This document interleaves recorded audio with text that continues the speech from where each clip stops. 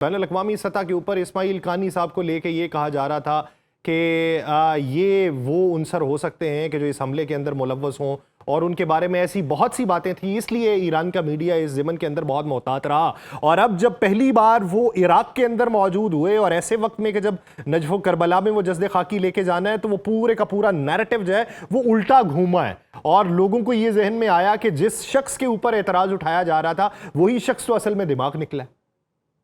اچھا، اس میں جو میرے پاس کچھ اطلاعات ہیں کہ کل جس وقت ٹینشنز دوبارہ بڑھی ہیں تو مسعود پزشکیان صاحب جو اس سارے ڈیلیگیشن کو لیڈ کر رہے تھے، جو اس وقت ایرانی سپریم لیڈر آیت اللہ علی خامنہئی صاحب کے جسد خاکی کے ہمراہ عراق پہنچا ہے، تو انہوں نے فوری طور پر واپسی کا سفر شروع کر لیا تھا۔ اسماعیل قانی صاحب سے متعلق انہوں نے پھر ان کے میڈیا نے رپورٹ نہیں کیا، لیکن آئی بلیو کہ مسعود پزشکیان صاحب کے ہمراہ وہ واپس آ چکے ہوں گے اور اس وقت پھر کسی محفوظ مقام پر ان کو منتقل کر دیا گیا ہوگا، تاکہ اگر ایسی کوئی سچویشن بنے تو جس طریقے سے انہوں نے گزشتہ 40 روزہ جنگ کے اندر اپنی افواج کو جو ڈائریکشنز دیں، بالخصوص پاسداران انقلاب کو، اور اس کی بدولت پھر ہم نے دیکھا کہ کس طرح دو نیوکلیئر پاورز کو، دو بڑی ملٹری مائٹس کو ایران نے گھٹنوں پر لا کر بٹھایا۔ تو اس لیے میں سمجھتا ہوں کہ اب دوبارہ ان کے حوالے سے ایرانی میڈیا بڑا محتاط ہے۔ صرف خبر مسعود پزشکیان صاحب سے متعلق آ رہی ہے، اسماعیل قانی صاحب بھی میرا خیال ہے کہ وہ واپس ایران پہنچ چکے ہوں گے، کیونکہ ایرانی جو ہے وہ اب اپنی لیڈرشپ کے حوالے سے بہت زیادہ سینسٹیو۔ آپ دیکھیں مجتبیٰ خامنہئی صاحب جو ہے انہوں نے نماز جنازہ میں شرکت نہیں کی، تو ایرانی سمجھتے ہیں کہ اب ان کو اس طرح کے دماغوں کی ضرورت ہے، علی لاریجانی صاحب کے بعد، آیت اللہ علی خامنہئی صاحب کے بعد،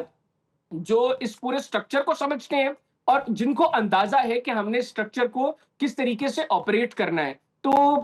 میرا اپنا ذاتی خیال ہے، یہ خبر نہیں ہے، یہ میرا اپنا خیال ہے کہ جس وقت مسعود پزشکیان صاحب نے واپسی کا سفر شروع کیا ہے، آئی بلیو کہ قانی صاحب جو ہے وہ بھی ان کے ہمراہ ایران اچھا پہنچ چکے چلیں، ہوں گے۔ آپ کا یہ خیال اور میرا دوسرا خیال دونوں میں ابھی تک تصدیق نہیں ہے، ابھی تک ابہام باقی ہے۔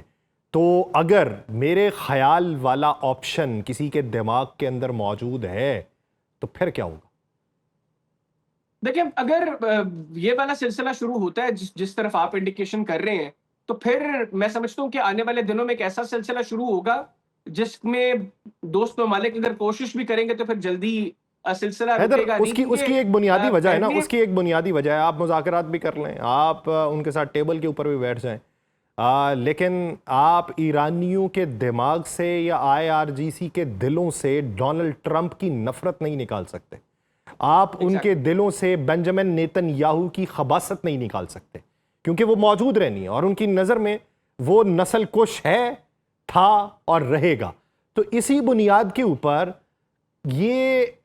اگر آپ امریکہ کو یا اسرائیل کو دیکھیں تو آپ ان کے ذہنوں سے بھی یہ اسماعیل قانی جیسے لوگ نہیں نکال سکتے۔ وہ کون ہیں؟ وہ قاسم سلیمانی کے وہ پارٹنرز ہیں جنہوں نے ابتدا کے اندر IRGC کو مضبوط کیا، جنہوں نے القدس فورس بنائی، جنہوں نے پورے مشرق وسطیٰ کے اندر اپنے ایلائز کو مضبوط کیا، مزاحمت اور مقاومت وہاں پر پروان چڑھائی ہے، تو وہ ان لوگوں کے اندر شمار ہوتے ہیں۔ یہ اسی طرح ہی ہے جیسے حماس کے لوگ جو ہیں وہ اسرائیلی جیلوں کے اندر قید ہیں، اور معاہدہ ہونے کے بعد بھی اس شرط کے اوپر بھی کہ وہ غزہ کے اندر نہیں رہیں گے، کسی تیسرے ملک منتقل ہوں گے، وہ آزاد نہیں ہو سکے ابھی تک، کیونکہ ان کے اوپر ایف اینڈ بٹس جو ہیں وہ ابھی بھی اسرائیلیوں کے موجود ہیں۔ تو اسی بنیاد کے اوپر خدشات تو یہ ہمیشہ سے موجود رہیں گے۔ لیکن یاسر، ایران میں یا ایران سے باہر اگر قانی صاحب کو لے کر اسرائیل نے وہ کچھ کیا، امریکہ نے یا اسرائیل نے وہ کچھ کیا جو ماضی میں انہوں نے کیا ہے آیت اللہ علی خامنہئی صاحب کے ساتھ یا علی لاریجانی صاحب کے ساتھ، تو میں سمجھتا ہوں کہ پھر آنے والے کئی سال تک دوبارہ امریکہ اور ایران مذاکرات کی میز پر نہیں بیٹھ سکیں گے۔ ایرانی تیار ہیں ہر طرح کی قربانی کے لیے، ہر طرح کے حالات کو فیس کرنے کے لیے اور طویل جنگ کو بھی برداشت کرنے کے لیے، لیکن امریکہ طویل جنگ نہیں برداشت کر سکے گا۔ جو تباہی اس مرتبہ ایران، دیکھیں کیا کریں گے امریکہ، پاسبلی کیا کرے گا، جو سارٹیز پچھلی دفعہ مطلب ہزاروں کی تعداد میں، سینکڑوں نہیں ہزاروں کی تعداد میں سارٹیز صرف امریکی جہازوں نے کی، پھر اسرائیلی جہازوں کی جو سارٹیز تھی، مطلب اتنی تباہی انہوں نے مچانے کی کوشش کی، جو میکسیمم وہ کچھ اچیو کر سکتے تھے انہوں نے اپنی طرف سے کیا۔ لیکن جواب ایسا تھا ایران کا کہ 40 روز میں وہ گھٹنوں پر آ کر بیٹھ گئے۔ اب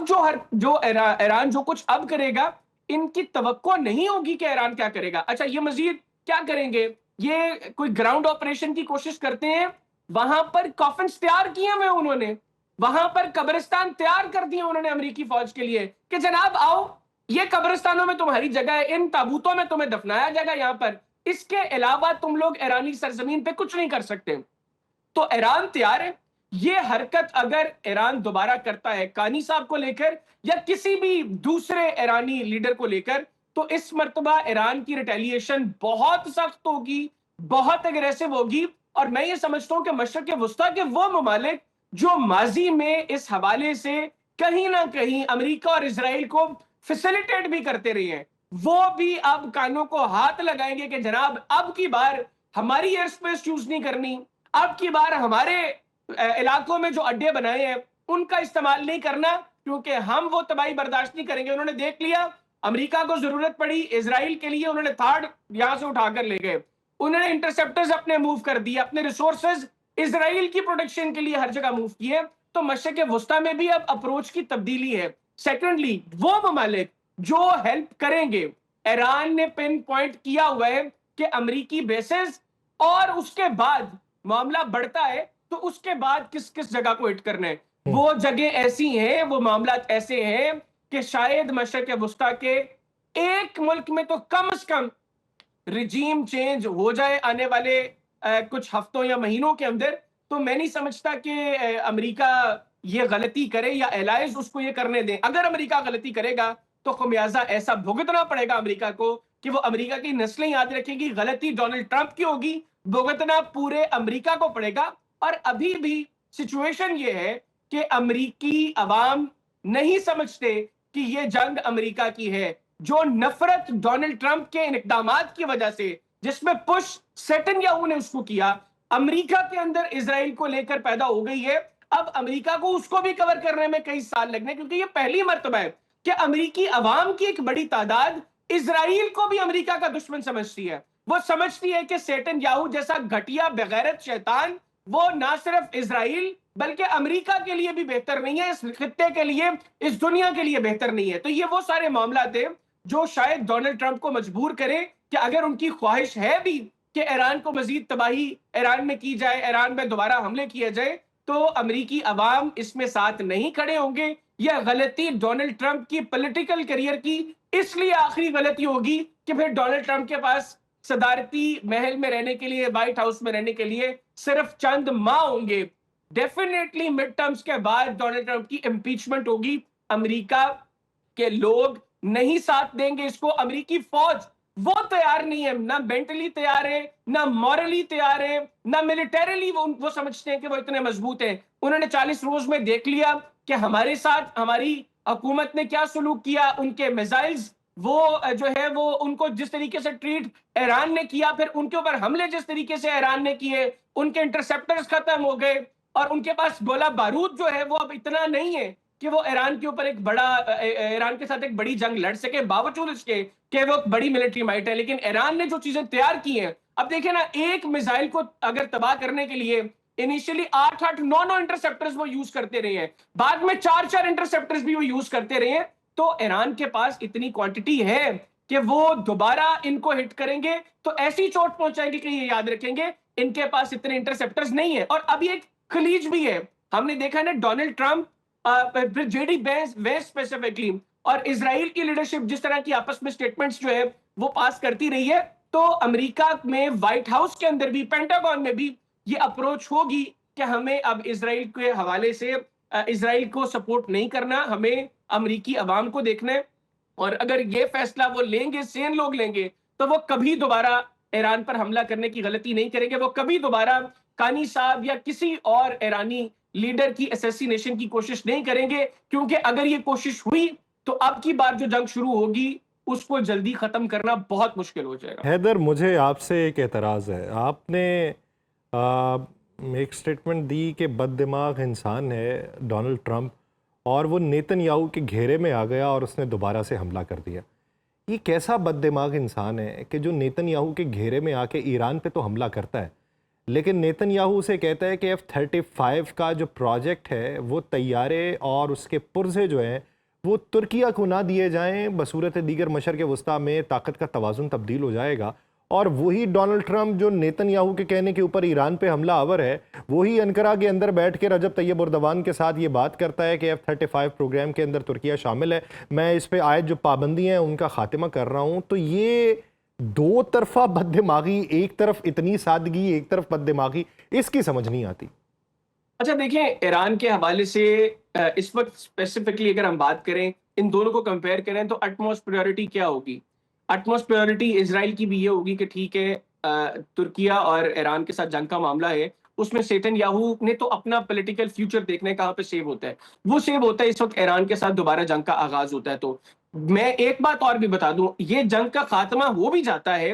اور سیٹن یاہو اگر دوبارہ اسرائیل میں اقتدار میں آتا ہے تو اگلی جنگ جو اسرائیل مسلم ممالک کے ساتھ لڑے گا تو وہ مصر کے ساتھ اور ترکیہ کے ساتھ ہوگی، یہ بات تو کلیئر ہے۔ اور اس میں اسرائیل کبھی نہیں چاہے گا کہ ترکیہ کے پاس ایسی کوئی ٹیکنالوجی ہو، گو کہ ترکیہ جو ہے وہ F-35 تو 5th جنریشن ہے، وہ کان کے اوپر کام کر رہے ہیں اور انڈیجنسلی تیار کر رہے ہیں، اس میں پاکستان جو ہے وہ اس میں بہت حد تک ان کو سپورٹ کر رہا ہے ترکیہ کے اس سارے پروجیکٹ کو۔ تو ترکیہ کو F-35 کی اتنی ضرورت نہیں ہے، ترکیہ کے پاس اپنی ایسی ٹیکنالوجی ہے کہ وہ F-35 کے بغیر بھی اسرائیل کا ٹھیک ٹھاک پھینٹا لگا سکتا ہے۔ لیکن اگر پریورٹیز دیکھیں، اس وقت کیا پریورٹی ہوگی؟ امریکہ کو چاہیے ایک ایسی مارکیٹ جہاں پر امریکہ اسلحہ بیچ کر اپنا ریونیو بہتر کر سکے۔ انہوں نے ریسنٹلی انڈیا کو بھی آفر کی تھی F-35 کی، لیکن انڈیا کے پاس اتنی کیپیسٹی نہیں ہے، وہ بڑھ کے مار سکتے ہیں لیکن وہ اوقات ان کی ہے کوئی نہیں، نہ ان کے پاس کوئی اتنا پیسہ، غریب بھارتی 70-80 کروڑ بھارتیوں کے پاس واش روم نہیں ہے تو وہ اتنے مہنگی چیزیں نہیں افورڈ کرتے۔